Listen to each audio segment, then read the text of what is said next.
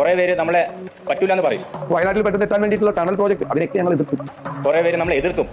തീരദേശ ഹൈവേ എന്നത് ഒരു ആവശ്യമുള്ള ഒരു കാര്യമല്ല. ആ എതിർക്കുന്ന ശക്തിയാണ് നിങ്ങൾ മുന്നോട്ട് കൊണ്ടുവന്നത്. ഈ സമരത്തിന് ഞങ്ങൾ പിന്തുണ നൽകും. അതിൽ ഐക്യദാർഢ്യം പ്രകടിപ്പിച്ചുകൊണ്ടുള്ള പരിപാടികൾ കൂടി UDF-ന്റെയും കോൺഗ്രസിന്റെയും നേതൃത്വത്തിലുണ്ടാകും. അതെല്ലാവരും ഒന്ന് മനസ്സിൽ ഓർത്തു വയ്ക്കണം. നാഷണൽ ഹൈവേ പൂർത്തീകരിച്ച് ഉദ്ഘാടനം ചെയ്യാമെന്നാണ് മുഖ്യമന്ത്രി കരുതെങ്കിൽ ഒരടി പോലും നിങ്ങൾക്ക് മുന്നോട്ട് പോകാൻ കഴിയില്ല. നമ്മൾ എതിർക്കുന്നുണ്ടെന്ന് പറഞ്ഞിട്ട് നമ്മൾ തിരിച്ച് വാക്കുകളിലൂടെ അല്ല കാണിച്ചു കൊടുക്കേണ്ടത്. നമ്മൾ നമ്മുടെ ജോലി ആത്മാർത്ഥമായിട്ട് ചെയ്യുക, നമ്മൾ ഗ്രൗണ്ടിൽ കിട്ടുന്ന അവസരങ്ങൾ കറക്റ്റായിട്ട് ഉപയോഗിക്കുക. അതാണ് ഏറ്റവും വലിയ മറുപടി.